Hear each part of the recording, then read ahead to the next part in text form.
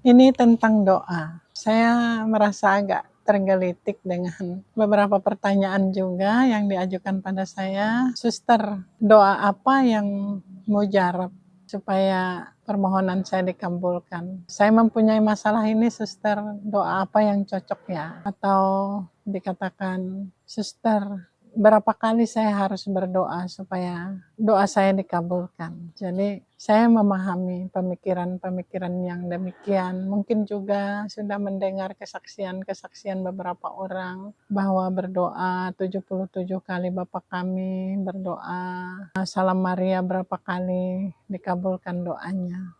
Tapi tidak selalu orang-orang yang mendoakan doa yang demikian itu dikabulkan. Dan orang ingin supaya doanya cepat dikabulkan, karena itu mencari cara, kalau bisa ada jalan pintas, ada cara kilat untuk memperoleh apa yang diinginkan melalui doa. Jadi saya mengerti apa yang dipikirkan, tetapi saya toh ingin membahas juga mengenai doa, sebab bukan membahas, mengajak kita bersama-sama kembali merenungkan tentang doa itu sendiri. Apa sebenarnya doa?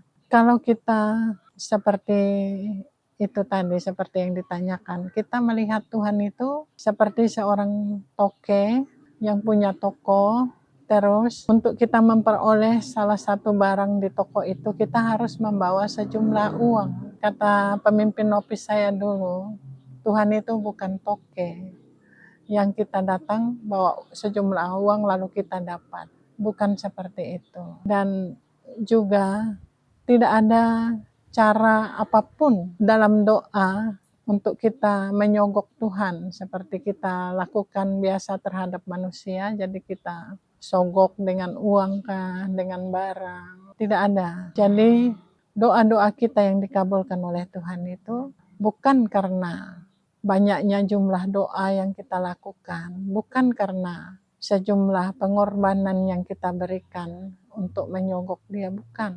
Tetapi sesuai dengan kebijaksanaan Tuhan, memberikan kepada kita sesuai dengan apa yang kita perlukan, dan Tuhan lebih tahu apa yang paling baik, apa yang paling penting untuk kita. Kalau doa kita suatu hari dikabulkan, itu berarti ternyata yang kita doakan itu sesuai dengan yang Tuhan kehendaki. Kadang-kadang juga ada hal-hal yang tidak kita mohon, tapi Tuhan berikan. Kenapa? Karena Tuhan tahu itu jauh lebih baik untuk kita daripada yang kita mohon. Itu berkaitan dengan doa-doa permohonan. Dan doa itu sendiri sebenarnya relasi kita dengan Tuhan, hubungan kita dengan Tuhan. Jadi bukan soal apa yang kita minta, melainkan bagaimana kita menjadi semakin dekat, semakin akrab dengan Tuhan, menjadi semakin sehati sejiwa dengan Dia. Dan untuk itu diperlukan doa yang tak kunjung henti. Doa yang tidak hanya sewaktu-waktu ketika kita memerlukan apa yang ingin kita minta. Untuk membangun relasi diperlukan waktu, diperlukan perjuangan, karena membangun relasi dengan orang yang kelihatan saja susah, apalagi dengan Tuhan yang tidak kelihatan. Banyak sekali tantangan untuk kita. Karena itu Tuhan selalu mengingatkan kita untuk berjaga-jaga, untuk selalu siap sedia.